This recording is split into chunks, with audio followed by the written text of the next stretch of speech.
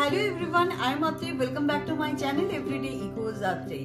আর আজকে আপনাদের কাছে নিয়ে আসবো যেই ব্লগ, সেটা হচ্ছে সরস্বতী পুজোর। ঘরে ঘরে বাগদেবীর আরাধনা হয়, আমরা সবাই জানি। আর এভরিডে ইকোজ আত্রেইর তরফ থেকে এই ফ্যামিলির প্রত্যেককে আমার সরস্বতী পুজোর অনেক অনেক শুভেচ্ছা ও ভালোবাসা রইল। আর আমার বাড়িতে কিরকম ডেকোরেশন হয়েছে সরস্বতী পুজো সেটাও দেখিয়ে নেব। আজকে আমার বাড়িতে পুজো হয়নি, আমার বাড়ির পুজো কালকে হয়েছে, কিন্তু আজকে আমি আমার সোসাইটির এবং এক কাকিমার আমন্ত্রণে আমরা গিয়েছিলাম কাকিমার ওখানে, কাকিমাদের সোসাইটির পুজো দেখতে, সেটাও আপনাদের সাথে শেয়ার করে নেব। চলুন। এটা ঋদ্ধির রুম, আর ঋদ্ধির রুমে আপনারা বারংবার দেখেছেন এই ওয়ালটা এরকম ভাবে এত সুন্দরভাবে সাজিয়ে আমরা রেখে দিই। Zia, switch off the light.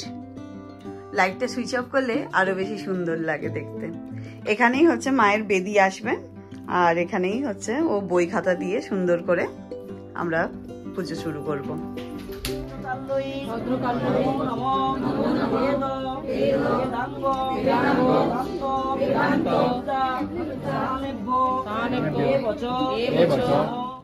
Saraswati পুজো মানেই বাঙালির পুজো।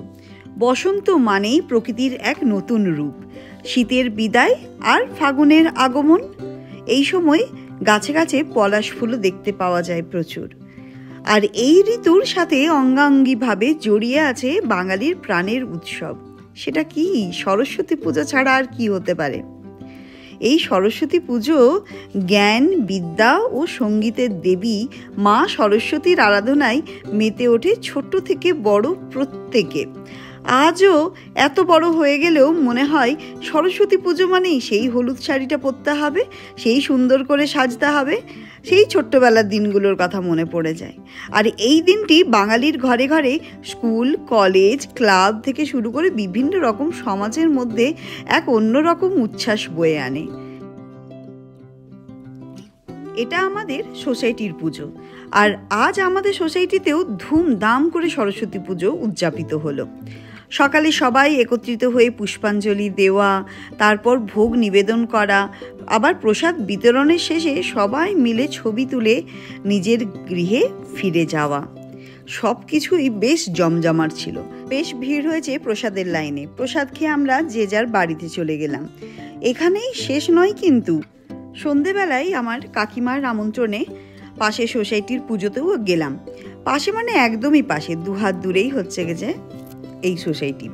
তো সেখানে গিয়েও সত্যি খুব ভালো লাগলো। সত্যি কথা বলতে কাকিমার আমন্ত্রণ না ফেলতে পেরে যাওয়ার সিদ্ধান্ত নিয়েছিলাম, কিন্তু গিয়ে মনে হলো ভালোই করেছি, কারণ সেখানে এত সুন্দরভাবে মা সরস্বতীর আরাধনা হচ্ছিল যে মন ভরে গেল। এই হচ্ছে সেই কাকিমা, আর পাশে আছে অন্তু। ঋদ্ধির সাথে কথা বলছে, আর এই কাকিমাই আমাদেরকে নিমন্ত্রণ করেছিলেন। এই হচ্ছে অন্তু।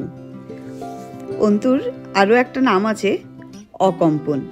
তো এখানে আমরা এসেছিলাম আর খুব সুন্দরভাবে পুজো দেখলাম। পুজোটাও খুব ভালো লাগলো।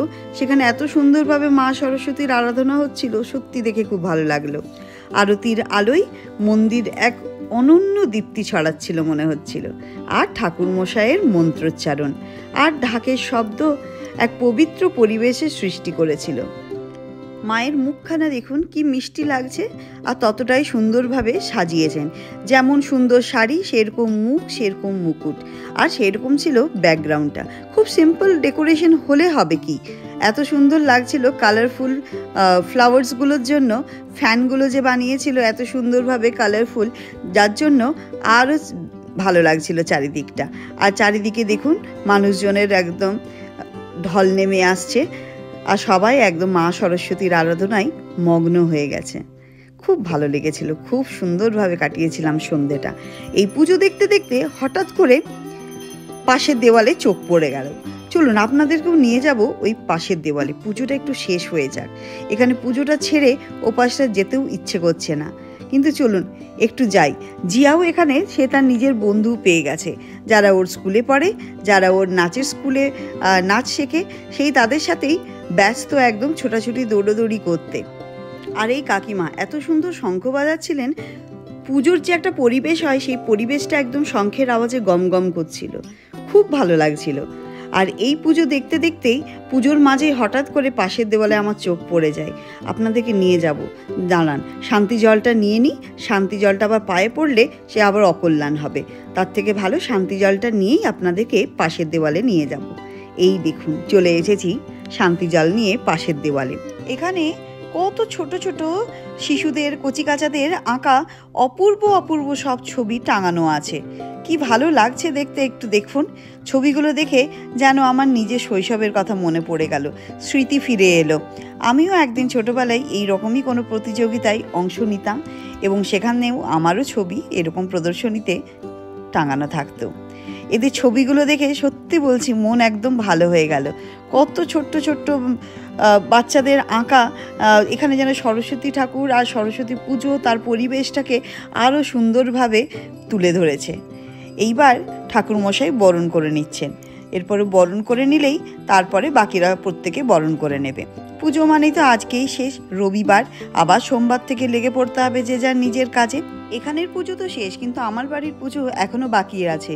আমার বাড়ির পুজো হবে সোমবার, আর আমাদের বাড়িতেও সরস্বতী পুজোর জন্য চলছে জোর কদমে প্রস্তুতি।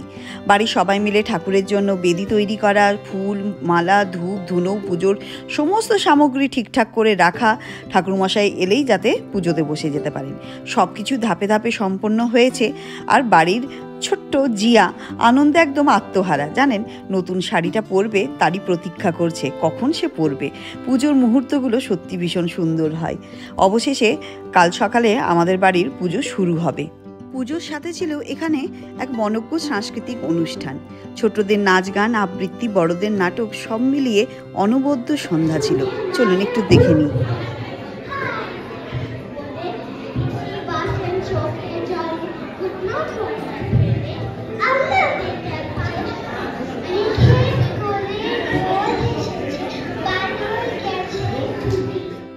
ছোট্ট ছোট্ট কচিকাচাদের অনুষ্ঠান দেখতেও কিন্তু মন্দ লাগেনি, আর ছোট্ট জিয়াও বেশ আনন্দ করছিল। আর এখানে এই মেয়েটির গানটি এতটাই সুন্দর ছিল যে কিছু বলার নেই। পুরোটা আপনাদের শোনাতে পারলাম না, শুধুমাত্র কপিরাইটের ভয়ে।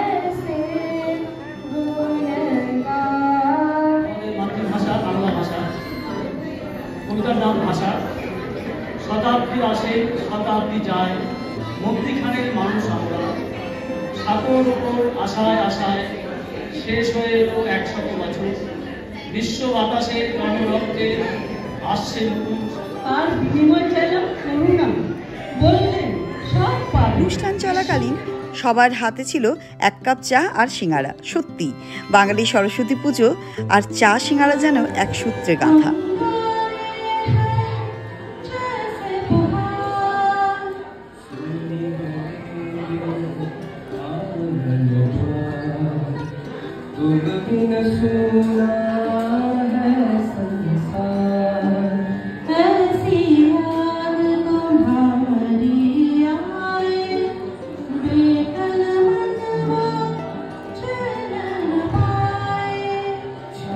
অপূর্ব লাগছিল এনাদের গান শুনতে, কিন্তু কি আর করব, ওই যে কপিরাইটের ভয়ে আমাদেরকে কোথাও না কোথাও একটু থেমে যেতেই হয়।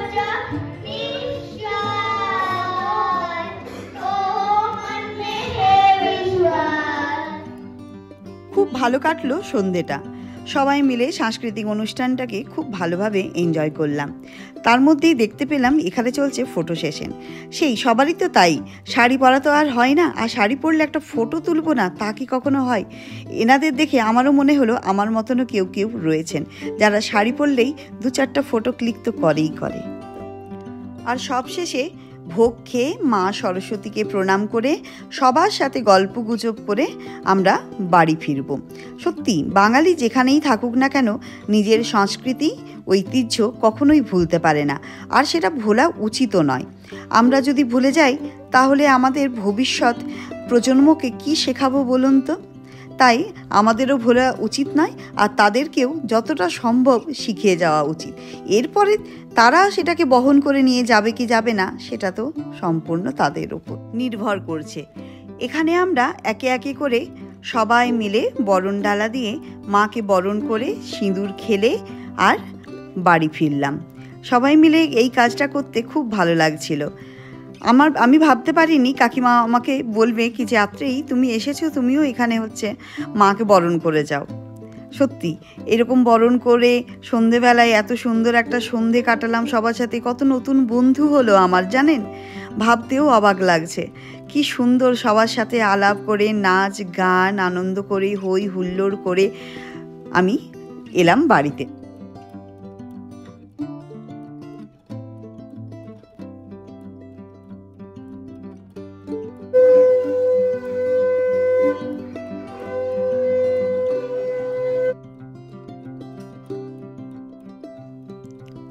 সবশেষে সিঁদুর খেলা, এও স্ত্রীরা মিলে প্রত্যেকে সিঁদুর খেললাম আর একে অপরকে সিঁদুর পরিয়ে দিলাম। এটাও কিন্তু ভীষণ ভালো লাগলো। আর এবারের মতন আমাদের বাড়ির পুজোর এবার প্রস্তুতি নিতে হবে। কালকের জন্য আমারও একটা ভীষণ টেনশন চলছে, কাকিমার সাথে সেটাই গল্প করছিলাম। গল্প করতে করতে ভাবলাম কি যে ব্লগটা এখানেই শেষ করি, আমাকেও বাড়ি যেতে হবে, আরও কিছু প্রস্তুতি নিতে হবে আমার বাড়ির পুজোর জন্য। কালকে যে আমার বাড়ির পুজো, এই ব্লগটা এখানেই শেষ করছি। আর আমার বাড়ির পুজো ব্লগ আসবে আলাদাভাবে। ঠিক আছে, চলুন, এই ব্লগটা যদি ভালো লেগে থাকে তাহলে একটা লাইক শেয়ার সাবস্ক্রাইব আর অবশ্যই কিন্তু কমেন্ট করে দেবেন। অন্তু অপেক্ষা করছে আমাদের জন্য। টাটা। হ্যাঁ, আবার দেখাবে, কালকে চলে এসো। চলুন তাহলে, 2 মিনিটের রাস্তায় তো বাড়ি, এই তো বাড়ি পৌঁছে গেলাম। ব্লগটা আমি এখানেই শেষ করি। আপনারা সবাই ভালো থাকবেন, সুস্থ থাকবেন, আর ব্লগটা ভালো লাগলে একটা লাইক শেয়ার সাবস্ক্রাইব অবশ্যই কিন্তু কমেন্ট করবেন। দেখা হবে নতুন ব্লগের সাথে। Tata bye bye, thank you so much.